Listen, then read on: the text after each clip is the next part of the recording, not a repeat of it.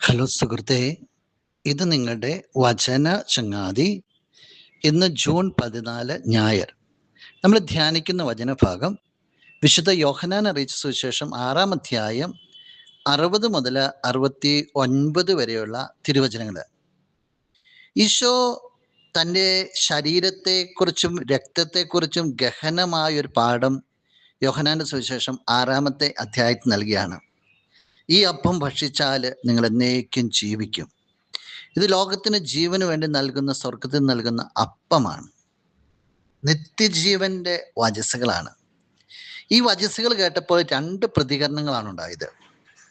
ഒരു കൂട്ടർ പറയുകയാണ് ഈ വചനം കഠിനമാണ്, ഇത് ശ്രവിക്കാൻ ആർക്ക് കഴിയും? അവർ പിറുപിറുക്കുകയാണ്. പിന്നീട് നമുക്ക് കാണുന്നുണ്ട് അവര് ഈശോയെ വിട്ടുപോയി.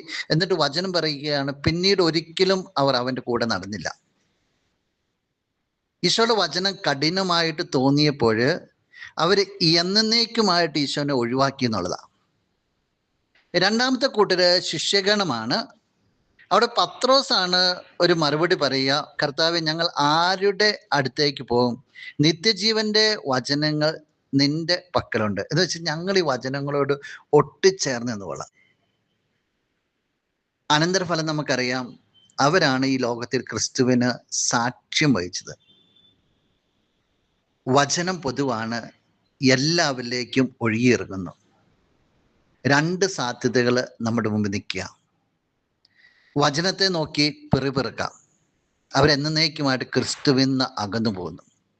വചനത്തെ സ്വീകരിക്കാം, അവർ ക്രിസ്തുവിന് സാക്ഷികളായിട്ട് മാറുന്നു.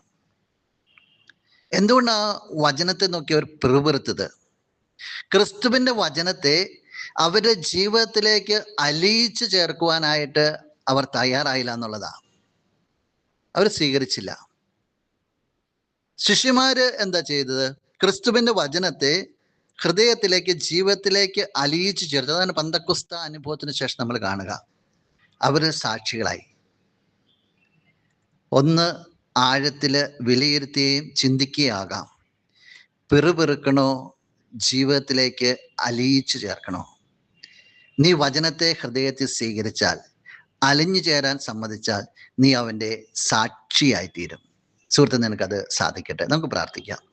എൻ്റെ സ്വർഗീയ ചങ്ങാതി, എന്നെ കേൾക്കുന്ന ഈ ചങ്ങാതിയെ സമർപ്പിക്കാൻ, നിനക്ക് സാക്ഷിയായി തീരുവാനും വചനത്തെ ഹൃദയത്തിൽ ഒപ്പിയെടുക്കുവാനുമായിട്ട് എൻ്റെ ഈ ചങ്ങാതിയെ സഹായിക്കണമേ. ആമേൻ.